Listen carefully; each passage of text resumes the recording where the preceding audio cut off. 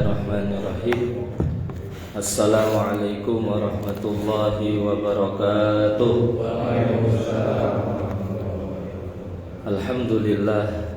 Alhamdulillahi rabbil alamin. Wassalatu wassalamu ala asrafil anbiya wal mursalin Sayyidina wa maulana Muhammadin wa ala alihi wa sahbihi ajma'in.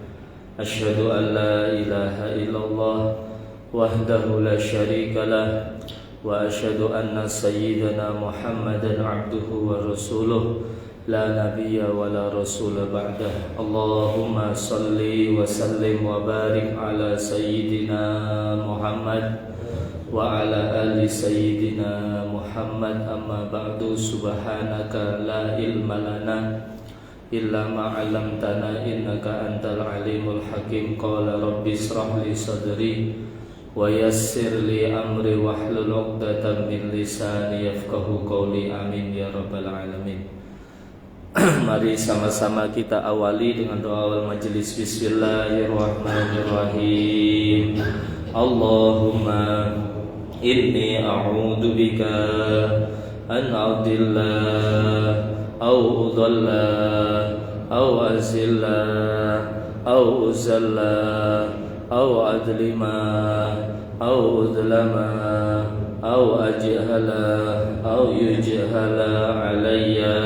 Rabbi zidni ilman wa wasi'li fi rizqi wa barik li fima razaqtani waj'alni mahbuban fi qulubi ibadika wa azizan fi uyunihim waj'alni wajihan fid dunya wal akhirah wa minal muqarrabin. Ya kasiran nawal, ya hasanal fi'al, ya qaiman bila zawal, ya mubdi'an bila misal. Walakal hamdu walakal minna walakal syarafu ala kulli hal. Wa sallallahu ala sayyidina Muhammadin walhamdulillahi rabbil alamin. Alhamdulillah, puji syukur kita kepada Allah Subhanahu wa taala yang telah memberikan kekuatan serta kesempatan dan kesehatan. Berkat taufik dari Allah Subhanahu wa taala, kita bisa melaksanakan satu kewajiban yang Allah perintahkan serta kebutuhan hidup kita, yaitu ibadah salat subuh berjamaah. Mudah-mudahan mendapatkan fadilah keutamaannya, dosa-dosa kita diampuni dan diterima segala amal ibadah kita. Amin ya rabbal alamin. Salawat serta salam tercurah selalu kepada junjungan kita manusia mulia Nabi Muhammad sallallahu alaihi wasallam. Mudah-mudahan kelak di hari kiamat kita mendapatkan syafaat dari Nabi Muhammad. Amin ya Allah ya rabbal alamin. Hadirin para jamaah, mari kita niatkan iktikaf. Nawaitu iktikafan ma dumtu fi hadzal masjid sunnatan lillahi ta'ala. Sengaja kita niat iktikaf selama berada di dalam masjid, mengharap ridha Allah Subhanahu wa ta'ala. Bismillahirrahmanirrahim. Melanjutkan kajian fikih kita ala madhab Imam Syafi'i menggunakan daripada kitab Taqriratus Sadidah karya Al-Habib As-Sayyid Hasan bin Ahmad bin Salim Al-Kaf. Disebutkan daripada rukun-rukunnya sholat yang jumlahnya ada 13 itu kemarin di pertemuan yang lalu kita sudah bahas. Ada rukun arkanu qauliyah, rukun salat yang hendaknya diucapkan, tidak cukup dengan dibatin atau berbisik-bisik, kira-kira diucapkan, dilafadzkan bihaitsu yusmi'u nafsah, sekiranya dirinya itu yang ngomong, yang berbicara itu mendengar. Di antara rukun salat yang harus diucapkan, dilafadzkan takbiratul ihram. Ya. membaca Fatihah, tasyahud akhir, membaca sholawat kepada Nabi Muhammad di dalam tasyahud akhir serta salam. Kemudian ada rukun fi'liyah, rukun yang hendaknya dikerjakan dengan gerakan tubuh. Jadi tidak cukup dengan diam, tapi harus digerakkan tubuhnya, seperti berdiri, rukuk, i'tidal, bangun dari rukuk, sami Allahu liman hamidah, kemudian sujud dan duduk di antara dua sujud. Wal qu'udu fi tasyahudil akhir, dan duduk di dalam tasahud akhir. Itu rukun. Kemudian ada rukun maknawi, seperti tertib. Nah, rukun maknawi ini tertib, mulai takbir sampai salam tertib, Pak, berurutan, tidak kebalik-balik. Yang keempat rukun qalbiyah, rukun salat yang dikerjakan oleh hati, pekerjaan yaitu niat. Nah, niat ini sebagai tolak ukur ibadah seseorang. Ya, ibadahnya bisa sah dengan niat yang benar. Kemudian pengarang kitab ini Sayyid Hasan bin Ahmad bin Salim Al-Kaf, beliau menyebutkan mana yang lebih afdol di antara rukun-rukun salat itu, apakah berdiri atau sujud. Nah, menurut kaul pendapat yang muktamad, pendapat yang kuat, sesungguhnya berdiri itu adalah rukun salat yang paling utama. Annal qiyam afdalul arkan. Kenapa berdiri itu lebih utama di antara sekian banyak 13 rukun? Berdiri adalah rukun salat yang paling afdal, li'annahu mawdi'u qira'atil Qur'an alladhi huwa afdalul azkar. Karena di dalam berdiri itu ada tempat membaca Al-Qur'an. Ya, ketika kita berdiri, ya, di antara syaratnya membaca Fatihah di dalam salat berdiri. Ya, berdiri kalau mampu. Ya. Karena di dalam berdiri itu ada bacaan Al-Quran, Fatihah, kemudian ba'da Fatihah surah, membaca surat apa? Tadi Ar-Rahman, ya. Kemudian di dalam berdiri disebutkan ada bacaan Quran, itu sebaik-baik zikir. Karena ada hadis Nabi SAW, afdalus sholati tulul qunut, sebaik-baiknya sholat itu yang paling panjang berdirinya. Ya, ketika berdiri itu bagus untuk diperpanjang. Ya. Wakila ada yang mengatakan enggak, yang paling afdal bukan berdiri rukun salat, yaitu sujud. Nah, ini ada pendapat ulama yang mengatakan, para hadirin, sesungguhnya sujud adalah seutama-utamanya rukun salat, karena berdasarkan hadis Nabi sallallahu alaihi wasallam, aqrabu ma yakunul 'abdu min rabbih 'azza wa jalla wa huwa sajidun fa aqsirud du'a. Sedekat-dekatnya seorang hamba dengan Tuhannya Allah Subhanahu wa taala yaitu ketika dalam keadaan sujud. Maka ketika sujud fa aqsirud du'a, perbanyak doa. Nah, ini pendapat ulama yang lain. Wa ba'duhum fassalah, sebagian ulama lagi memperinci, memisahkan. Begini, kalau berdiri dikatakan sebaik-baiknya rukun salat, begitu juga sujud, masing-masing ada dasarnya. Hadis Nabi. Kalau salatnya itu malam, idza in kana fil lail fa italatul qiyam afdal. Kalau sholatnya malam, seperti isya, subuh masih malam dah. Iyalah ya, maghrib atau taraweh atau ya, kalau sholatnya itu malam maka perpanjang berdirinya. Ya, itu afdol. Tapi kalau sholatnya siang, ya zuhur, asar, ya, maka perpanjang sujud. Ini afdolnya seperti itu. Alhamdulillah dapat penjelasan dari ulama. Ya, ini Syarhul Alkan. Kita sekarang masuk ke rukun-rukun salat. Nah, ini luar biasa ini kitab ini ya. kitab yang kontemporer yang keluar dari salah satu murid Al-Habib Zain bin Ibrahim bin Sumit.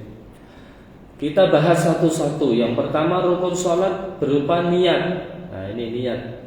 Niat ini termasuk rukun sholat, yaitu rukun qalbiyah yang dilakukan oleh hati. Di mana letaknya niat itu? Mahaluha al-qalbu, hati. Jadi niat ini pekerjaan hati. Tidak ada yang tahu niatnya seseorang. Siapa yang tahu? Kecuali orang-orang khusus ya, orang-orang yang kasyaf, orang-orang ini. Yang jelas niat ini pekerjaan hati. Melafadzkan niat sebelum ibadah, sholat misalnya, atau wudu, itu sunnah hukumnya melafadzkan usolli fardhus subhi rakataini. Nah, ini hukumnya sunnah.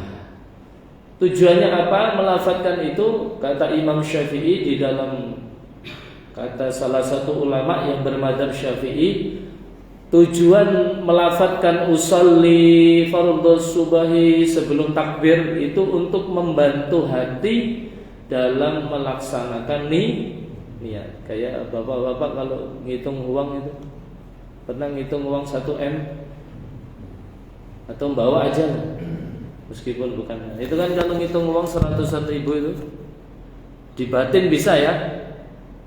1 loro 3 4 5 6 7 8 9. Yang Madura hitung 2 3 ya. Ini kan bisa kalau di batinnya gini. Tapi kalau dilafadzkan lebih mantap kan, pakai mulut ngitungnya. 1 2 3 4 100.000 semua. Kan lebih mantap. Ya kurang lebih itu. Jadi kalau ada orang masuk masjid ya langsung takbir, ya jangan divonis ente ndak niat ya ente. Kok bisa ndak niat? Dan tadi ndak usolli. Niat itu di hati. Ya, yang penting takbirnya dikeraskan. Allah, dengar kira-kira. Jangan masuk masjid ininya ndak gerak sama sekali. Wala keluar suara, ndak keluar suara, dan ndak gerak jenggotnya itu. Nah, jadi takbir itu dilafadzkan. Allah dalam hati punya terlintas niat sholat subuh. Ya. Makanya nanti disebutkan di sini waktu niat itu di tengah-tengah takbiratul ihram. Ya, jadi kapan orang itu niat sholat? Ketika sedang takbiratul asna takbir, di tengah-tengah takbir. Falau kabbara biduni ayastahdiraha, seumpama ada orang takbir. Ada orang takbir, dia tidak menghadirkan niat di dalam hatinya, atau niatnya setelah takbir. Ya, dia ketika takbir tidak terlintas di dalam hatinya usolli fardhus subhi lillahi ta'ala. Misalnya ketika takbir Allah, dalam hatinya tidak menghadirkan niat, tidak bahasa Jawanya tidak ada kerentek, bahasa Indonesianya tidak terlintas ada niat untuk usolli, saya niat sholat fardhus subhi, sholat fardu subuh lillahi ta'ala. Sudah sah kalau dia ketika tengah-tengah takbir di dalam hatinya terlintas usolli fardhus subhi, maka sudah sah, sudah masuk. Tapi ketika takbir dia tidak menghadirkan niat, tapi justru setelah takbir baru usolli, dalam hatinya baru ada terlintas usolli, maka fala tan'aqidu sholatuhu, sholatnya tidak boleh, tidak jadi. Paham nggih? Tapi jangan dibuat susah. Kadang orang dibuat was-was. Allah, sudah niat kue kurang Allah. Imamnya sudah rukuk masih Allah, seret buang aja orang kayak gitu. Ganggu. Itu akhirnya dibuat was-was sama syaitan. Banyak dulu teman-teman di pondok kayak gitu. Ganggu asli. Atau wudu. Nawaitu sampai basah semua bajunya. Ini was-was ini. Tarik masukkan jemplung-jemplung. Karena dibikin setan gitu. Sudah, yang penting niat sudah. Di tengah-tengah sedang takbir, niat sudah, terlintas niat. Atau ketika sedang tengah-tengah membasuh wajah, kalau wudu ya, sudah terlintas nawaitu wudu'a lirafil hadas, sudah sah. Tidak usah harus kalau takbirnya sekian detik ya, sekian detik niatnya, enggak. Pokoknya ketika peyan tengah-tengah takbir Allah, dalam hati terlintas usolli fardhu sudah jadi udah. Tapi kalau dia ketika takbir, di tengah takbir dia tidak menghadirkan niatnya di dalam hatinya, malah justru setelah takbir baru usolli dalam hatinya, maka falatan akidu sholatun, tidak sah. Bisa diterima ya? Nah, ini. Kemudian ulama menyebutkan ada tingkatan-tingkatan niat. Darajatun niat fi shalah salasatun. Ada 3 tingkatan para hadirin. Niat itu ada 3 tingkatan di dalam sholat. Nah ini, mudah-mudahan hafal pian.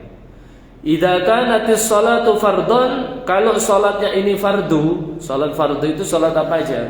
Monggo disebutkan. Sholat 5 waktu.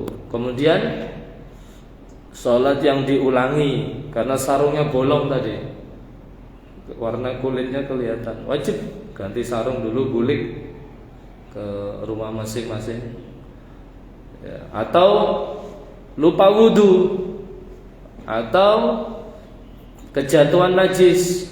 Nah, itu mengulang sholat, i'adatus sholat itu hukumnya wajib. Mengulang sholat. Sholat apalagi yang wajib? Mengqadha sholat.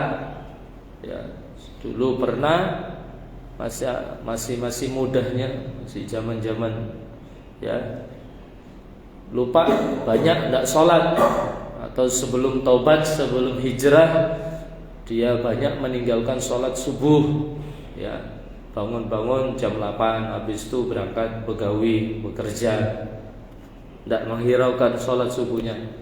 Ketika dia sudah sadar, dekat dengan orang-orang baik, orang-orang soleh, dan dia rajin mengaji, belajar di majelis misalnya, dia baru sadar ternyata mengqadha sholat, membayar hutang kepada Allah, yaitu tidak sholat, ini hukumnya juga wajib. Nah sekarang masalah niat ini, kalau sholatnya itu wajib para hadirin, maka niat itu harus ada 3 komponen ini. Tadi sholat subuh hukumnya wajib. Maka di dalam niat harus ada qasdu fi'li, menyengaja melakukan sholat. Berarti niatnya harus ada kata-kata usolli. Usolli artinya apa? Sengaja aku sholat. Ini berarti ada qasdu fi'li, ada sengaja melakukan sholat. Jadi ketika takbir, di tengah-tengah takbir Allah, terlintas di dalam hatinya ada kata-kata, kalau diucapkan usolli, saya sengaja sholat. Ini yang pertama, kalau sholatnya wajib. Yang kedua, ada kata-kata fardu ya, usolli fardus subuh. Takyin, yang ketiga takyin. 3 komponen itu. Yang pertama ada kata-kata usolli, sengaja, qasdu fi'li, usolli. Yang kedua ada fardiyah, ada usolli fardus, ada kata-kata fardu. Yang ketiga ditakyin, fardunya fardu apa dulu? Fardus subhi, fardul maghribi, fardul asri, fardul isya'i. Nah itu. Jadi kalau sholatnya wajib, niatnya ada 3 komponen. Yang pertama usolli, kemudian ada kata-kata fardu, dan fardunya fardu apa? Ditakyin, ditentukan. Fardus subhi misalnya. Berarti tadi ketika takbir melakukan sholat subuh, ketika Allahu Akbar, di tengah-tengah takbir tadi terlintas di dalam hati usolli fardus subhi, sah sudah. Adapun menyebutkan lillahi ta'ala mustaqbilal kiblati raka'ataini, 2 rakaat kan subuh, itu hukumnya sunnah. Pokoknya 3 itu kalau sholatnya fardu. Ya, usolli fardhus subhi. Sudah sah. Bisa diterima? Oke.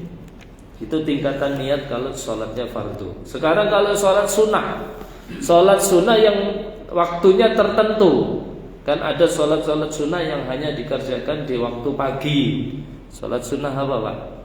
Duha. Ada sholat sunnah yang terikat waktu malam. Sholat sunnah witir. Witir tidak hanya di Ramadan. Atau sholat sunnah yang mempunyai sebab. Entah sebabnya di awal mutaqaddim atau sebabnya di akhir mutaakhir. Seperti sholat sunnah apa? Sholat sunnah yang mempunyai sebab, yaitu sholat sunnah kusuf, sholat sunnah gerhana. Sebabnya ada peristiwa fenomena alam, satu kejadian yang luar biasa di mana manusia tidak akan mampu kecuali Allah Al-Khaliq sang pencipta, yaitu kejadian gerhana bulan atau gerhana matahari, atau sebab karena tidak hujan, maka dinamakan sholat apa? Sholat sunnah istisqa, minta semua warga sebelum sholat dianjurkan puasa 3 hari. Itu tata caranya.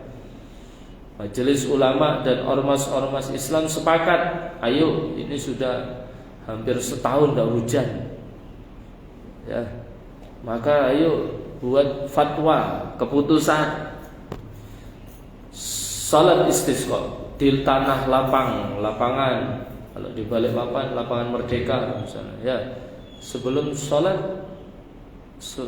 istisqa ada khutbahnya juga itu Pak. Okay. Puasa, semua warga diharap puasa selama 3 hari, ya. Nah, sholat istisqa, sholat gerhana, itu sholat sunnah yang punya sebab. Niatnya bagaimana? Kalau sholat sunnah yang mempunyai waktu-waktu tertentu seperti sholat duha, sholat witir, atau sholat sunnah yang mempunyai sebab seperti sholat sunnah gerhana dan istisqa, maka cukup 2 komponen niatnya, cukup 2 saja yang dihadirkan di dalam hati, yaitu qasdu fi'li wa ta'yin, menyengaja melakukan sholat diwakilkan dengan ucapan usolli. Usolli, saya sengaja sholat artinya. Ta'yin, ditentukan, duha, witir. Berarti cukup ketika kita sholat sunnah duha atau sholat sunnah witir atau sholat sunnah kusuf istisqa, ya, cukup ketika takbir dihadirkan dalam hati usolli Allah. Mulutnya takbir, dalam hatinya menghadirkan ya, Allahu Akbar. Dalam hati terlintas, ada kerentak tertancap dalam hati, usolli duha.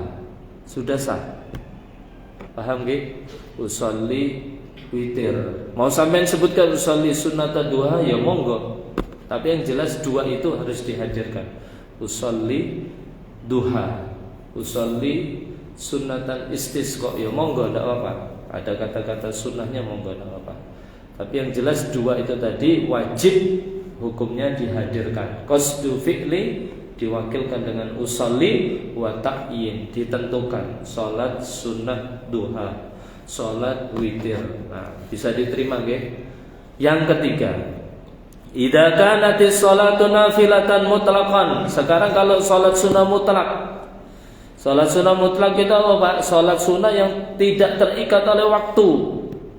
Pengen mau ngerjakan pagi, mau sore, mau malam, monggo. Ini salat sunnah yang tidak terikat oleh waktu. Seperti apa? Salat sunnah tasbih, salat sunnah hajat. Salat sunnah tasbih mau malam, monggo. Mau pagi, monggo. Nggih. Salat sunnah apalagi yang mutlak, salat sunnah mutlak, ya, yang tidak terikat oleh satu waktu. Maka cukup usolli gitu aja. Ketika melakukan salat sunnah mutlak, salat sunnah yang tidak terikat oleh waktu, Maka ketika takbir Allah, dalam hatinya terlintas, tertancap, usolli, saya sengaja sholat. Faham nggih? Nah, udah. Itu yang dijelaskan oleh ulama-ulama kita. Jadi tidak harus Allah dalam hati kepanjang usolli fardhus subhi rakaataini. Itu di sebelum takbir tidak apa-apa dilafatkan untuk membantu liyusa'idul qalbi, untuk membantu hati dalam melakukan niat usolli. Sebutin aja sebelum takbir tidak apa-apa. Bukan larangan, malah sunnah kata Imam Syafi'i. Usolli fardhus subhi rakaataini mustaqbilal qiblati adaan imaman lillahi ta'ala. Ada apa? Ketika takbir Allah usolli fardhus, sudah sah.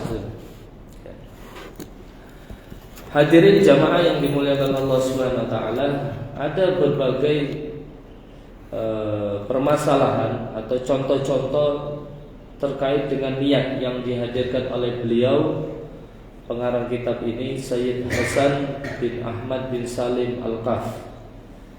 Yang pertama, poin-poin penting terkait dengan masalah niat. 1. La tajibu niyatu fardiyah 'ala as-sabi inda ramli illa idza ta'ayyanat alaihi salatul janazah li isqatil fardi khilafan li Ibnu Hajar fatajibu 'indahu mutlaqan. Tidak wajib bagi anak kecil untuk niat salat fardu menurut Imam Ramli. Jadi kalau yang sholat itu anak kecil yang belum balik, kira-kira umur 7 tahun, 8 tahun, ya, itu tidak wajib niat ada fardiyah, ada kata-kata fardunya. Menurut siapa? Menurut Imam Ramli, ulama yang bermadzhab Syafi'i. Kecuali ketika itu menjadi jelas seperti sholat jenazah. Sholat jenazah itu boleh. Usolli fardul kifayati ala hadal mayyit atau ala hadhil mayyit. Berbeda dengan Imam Ibnu Hajar. Imam Ibnu Hajar ini selalu berbeda pendapat dengan Imam Ramli. Tidak apa dihadirkan kata-kata fardu bagi anak kecil. Nah ini wawasan Pak, ilmu.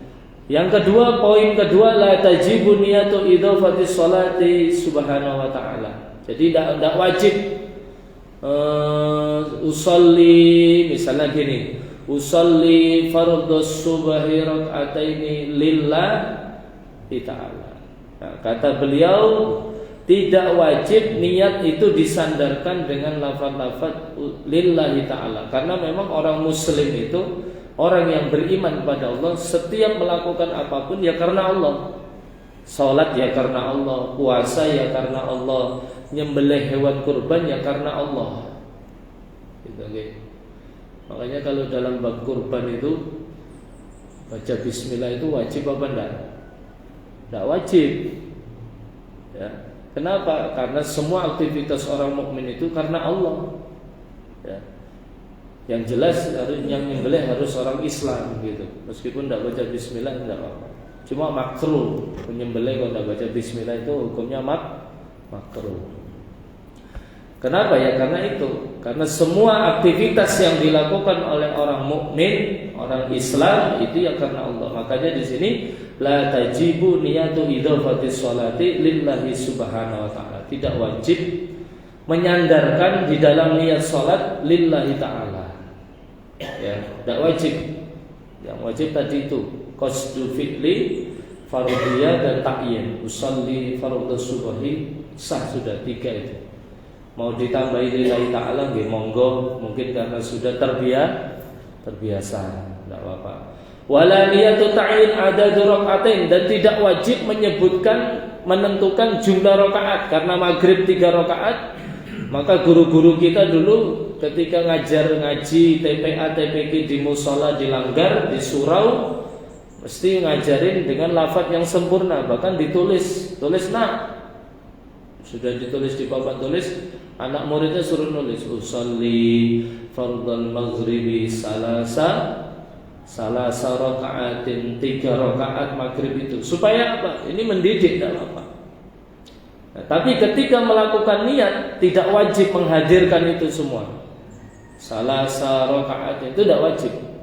Yang penting 3 tadi itu, usolli fardhal maghribi misalnya. Tapi kalau udah terbiasa, ya kira-kira bisa ya tidak apa-apa. Kalau tambah mengganggu, kepanjangan mungkin antara takbir dengan menghadirkan niat karena ditambah Allahu sholli fardhal maghribi salasa rakaat, kesuwen ya. Kelamaan aja, nggih. Nah, ini ulama luar biasa mengajarkan pada kita, memberikan satu pendapat yang gampang, rahmatan lil alamin. Maka di sini tidak wajib menyebutkan, menentukan jumlah rakaat. Subuh 2 rakaat.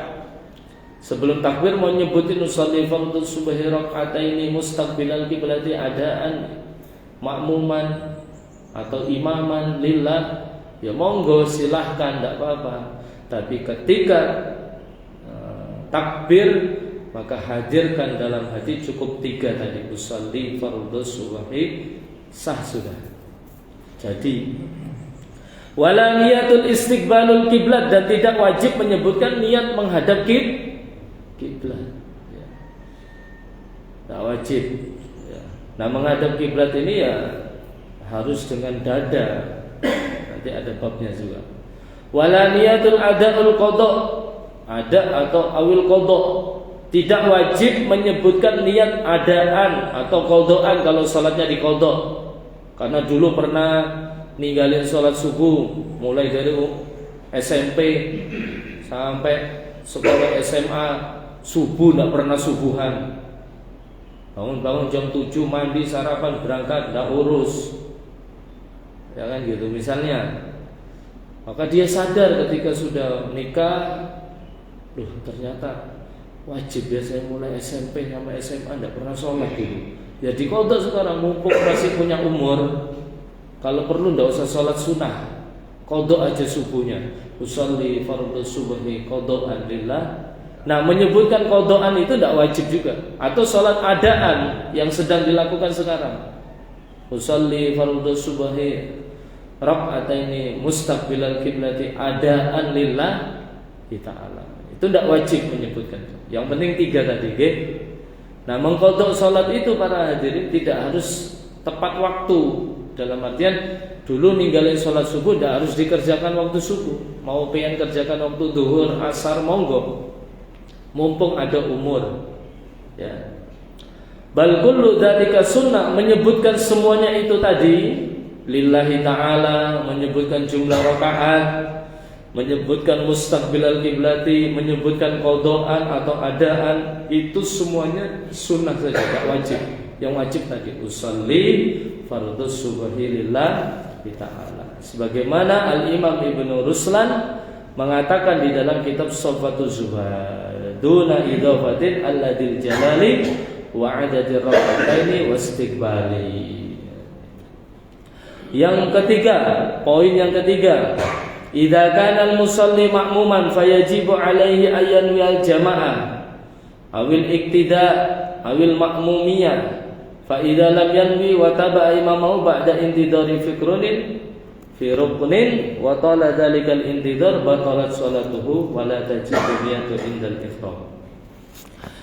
Yang ketiga, ketika orang yang sholat itu menjadi makmum statusnya, ya, ketika orang yang sholat itu dia posisinya sedang menjadi makmum. Nah, syaratnya makmum itu wajib bagi dia untuk niat sholat berjamaah ikut sama imam.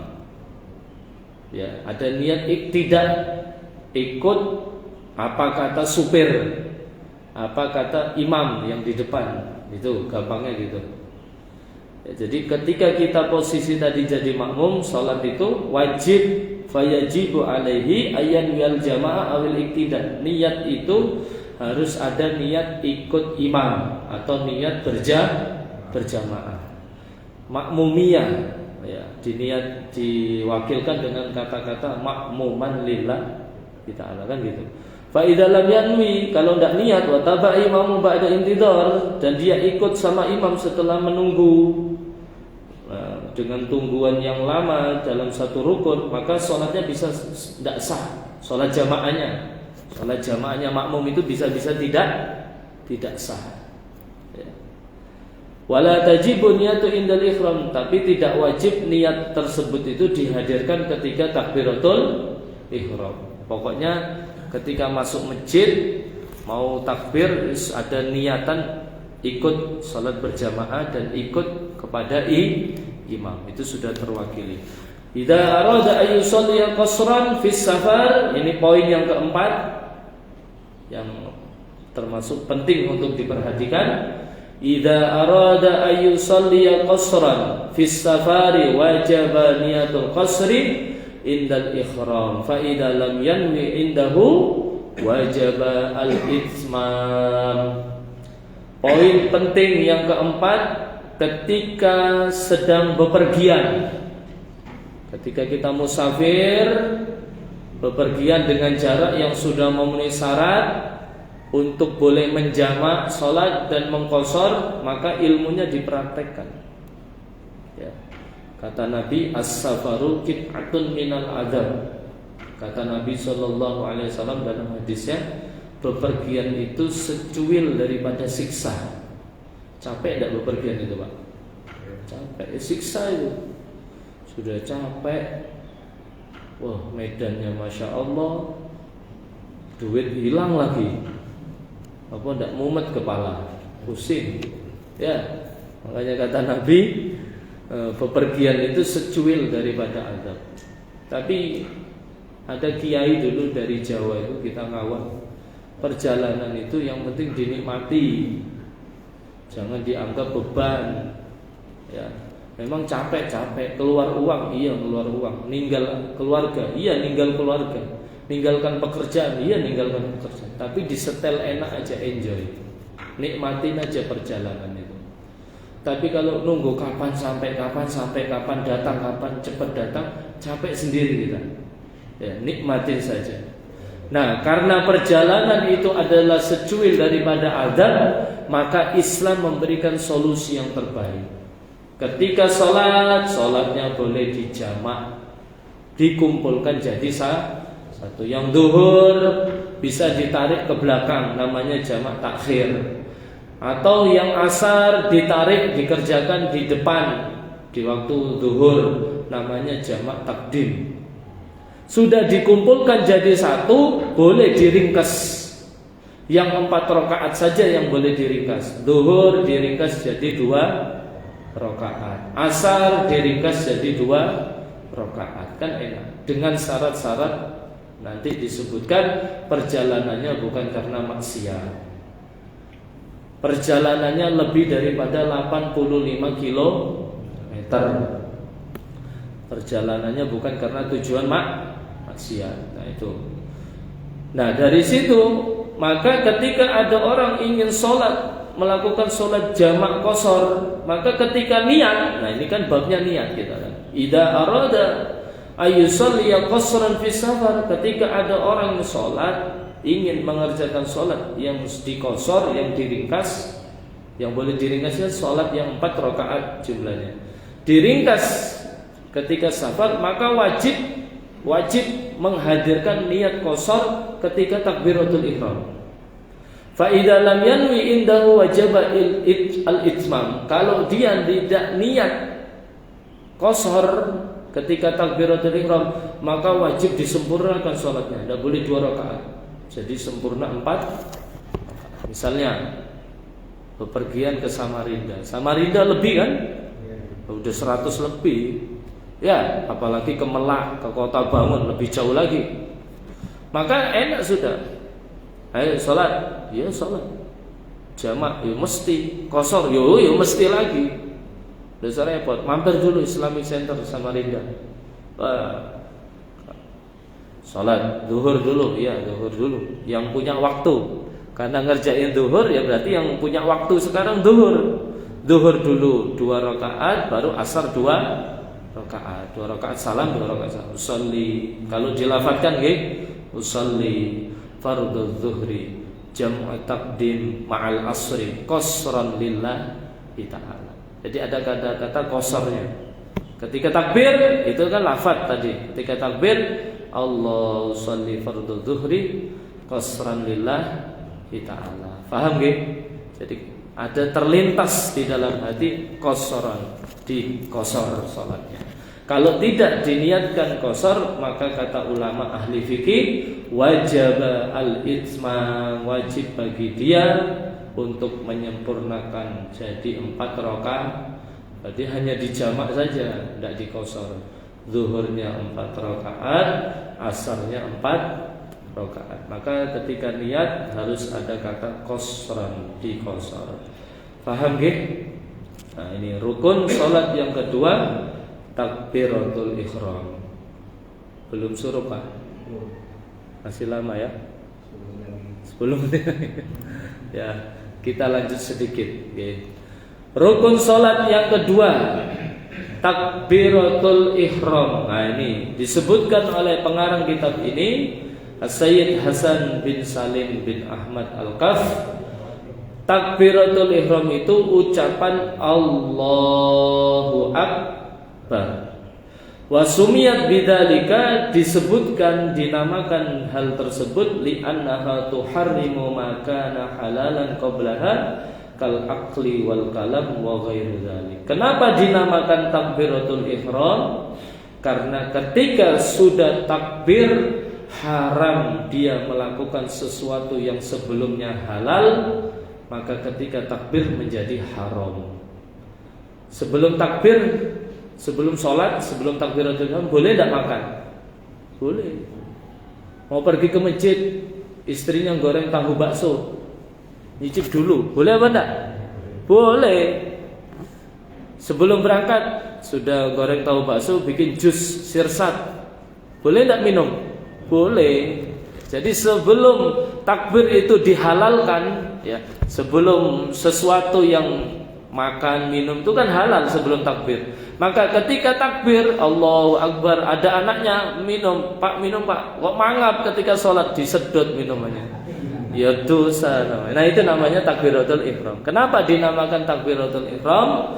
Karena awalnya sebelum sesuatu itu halal dikerjakan sebelum takbir, ketika sudah takbir maka haram, maka dinamakan takbiratul ihram. Jadi kalau sudah takbir haram melakukan sesuatu yang sebelumnya halal. Bisa diterima nggih? Nah ini alasan kenapa dinamakan takbiratul. Syaratnya takbiratul ihram, surutut takbiratul ihram isruna 20. 20 Pak. Iya Pak, ada 20 Pak syaratnya takbiratul ihram. Kira-kira nanti takbir kita ini sah enggak? Sudah umur 40 ini, sudah umur 50. Nah, kita ini ngaji itu untuk memperbaiki diri kita, bukan untuk menilai orang. Urusan dia orang-orang ya sudah, kita kalau pengen baik ya ikut ngaji ke Qalbul Jannah setiap Sabtu dan Ahad kan gitu. Makanya orang ngaji itu untuk menilai, memperbaiki dirinya bukan malah nyalah-nyalahkan orang lain. Berarti itu bukan ngaji namanya, menganggap dirinya paling baik. Ngaji itu kan tujuannya itu. Jangan ngundang ustadz yang nyalah-nyalain orang. Kasih tahu ustadz ini nyalain orang. Nabi tidak ngajarin gitu. Yang ustadz ikuti mak lampir kan, atau siapa kan gitu mestinya ya. Nah, kita ini ngaji untuk memperbaiki ibadah kita, untuk memperbaiki hubungan kita sama Allah, untuk memperbaiki hubungan kita sesama manusia. Nah, gitu kan gitu. Nah, sekarang kita perbaiki, bukan saya merasa paling benar, enggak, tapi kita sama-sama. Kira-kira takbir kita nanti benar apa enggak gitu kan. Nah, syaratnya takbiratul ihram ada 10. Yang pertama, ayyusmi'a nafsahu hurufuha. Takbir itu hendaknya didengar semua huruf-hurufnya oleh dirinya sendiri yang takbir. Allahu Akbar. Dengar enggak sampean? Sebagai kita yang takbir, oh dengar Pak Ustaz ya udah. Mulai lafaz Allahu Akbar. Ini yang takbir dirinya sendiri, baik imam atau makmum, itu semua huruf-hurufnya didengar oleh dirinya sendiri. Itu syarat yang pertama. Syarat yang kedua, antakuna halatal qiyam fil fardhi. Takbir itu syaratnya yang kedua dalam keadaan sudah benar-benar berdiri. Biasanya tarawih itu buru-buru kan? Ya. Siapa yang paling cepat itu yang laris biasanya. Iya. Ini di Indonesia, apalagi di Jawa macam-macam. Di Blitar itu ada, di Kediri itu ada. Ya kalau dicari dalilnya ya ada di kitab-kitab. Yang penting tumaknina. Tapi kan apakah itu pantas? Al-ihsan, kita ini kan ada namanya al-ihsan fil ibadah. Menyuguhkan sesuatu kepada Allah ini sesuatu yang sempurna, yang bagus. Ya. Jangan sampai kita memberikan ibadah, artinya kita ibadah sama Allah ini kayak gimana gitu ya kan. Ya ketika tarawih itu kan biasanya berdiri aja belum sudah takbir, berdiri jejak lurus gitu. Kadang baru proses mau berdiri langsung takbir karena imamnya juga laju speednya. Ya. Ya mau berapapun rakaat, yang penting dijaga gitu kan. Ya jadi ketika takbir berdiri, tunggu benar-benar berdiri. Fil fardhi, di dalam sholat fardu. Kalau sholat sunnah duduk tidak apa-apa, meskipun pengen sehat. Misal pengen habis perjalanan, sudah uyuh, capek, tapi tidak ninggalkan istiqomah sholat tahajud, sholat malam, qiyamul lail. Uyuh sudahlah, duduk aja sholat sunnah, tidak apa-apa. Sholat sunnah meskipun kita bisa berdiri, duduk itu tidak apa-apa. Mungkin karena capek, untuk menjaga istiqomah duduk aja. Allahu Akbar. Tapi ya pahalanya beda. Sholat sunnah yang berdiri pahalanya gemuk-gemuk, dengan sholat sunnah yang duduk ya pahalanya agak kurus. Itu gambarannya. Yang ketiga, antakuna bil arabiyah. Takbir itu syaratnya dengan menggunakan bahasa Arab. Kalau pakai bahasa daerah repot ini nanti. Yang Madura Allah jeraja tak kan. Ada jeraja kan gitu kan. Yang Banjar Allah nal ganal. Kan repot nanti jadinya. Nggih. Kan dulu ada sempat viral kan.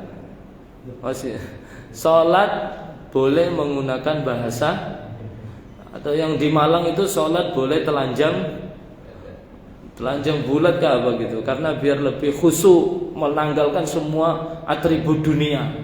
Yang ada ketika sholat berjamaah sama laki perempuan yang dilihat yang apanya, ya aneh-aneh, gondal gandul kan jadinya. Oke, kan aneh-aneh di Indonesia ini. Ada polisi nangkep nabi, ada polisi nangkep malaikat, ya.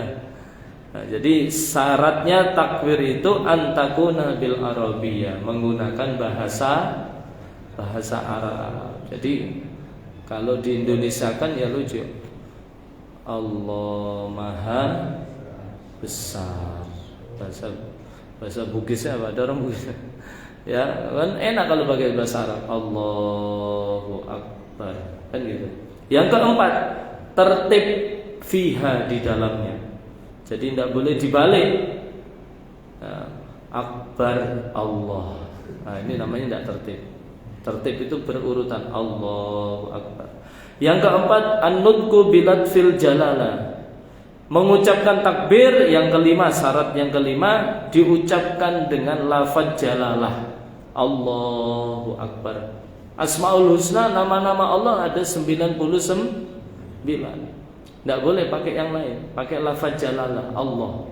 Allahu Akbar. Kalau diganti yang lain, Ar-Rahimu Akbar, tidak sah. Nah, ini. Yang ketujuh, yang kelima, yang keenam dulu. An-nutqu bilafdi. An-nutqu bilafdil akbar. Mengucapkan takbir dengan lafaz akbar. Berarti tidak boleh diganti kabirun. Bahasa Arabnya besar itu kabir, besar, ganal. Tapi akbar maha besar. Jadi tidak boleh diganti. Allahu kabir, atau ganti lafaz yang lain misalnya, tidak bisa. Atau Allahu azim, Allah zat yang maha agung, maha tinggi, maha, tidak bisa diganti, tak pakai lafaz akbar. Yang ke berapa tadi? 7, adamu maddi hamzil jalalah, tidak dibaca panjang hamzanya lafaz jalalah. Lafaz Allah hamzanya tidak boleh dibaca panjang. Misal Allah, lafaz Allah hamzah yang pertamanya itu tidak boleh dibaca panjang. Allahu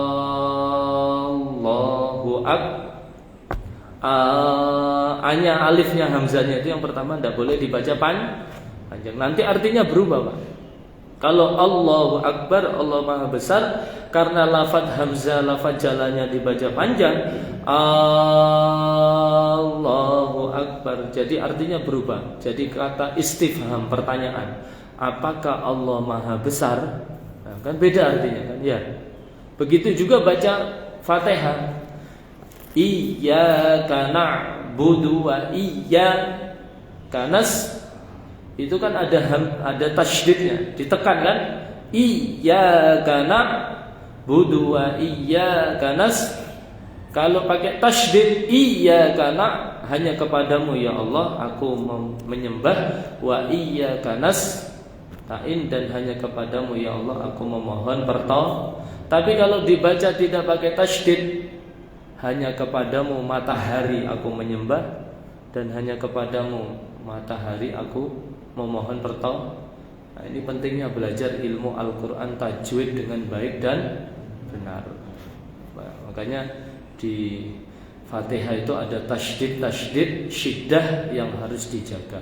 Kita lanjutkan di pertemuan yang akan datang insyaallah dengan materi yang sama, yaitu tentang syaratnya takbiratul ihram. Mudah-mudahan yang sedikit ini bermanfaat. Mari kita tutup majelis yang mulia ini dengan doa kafaratul majelis. Subhanakallah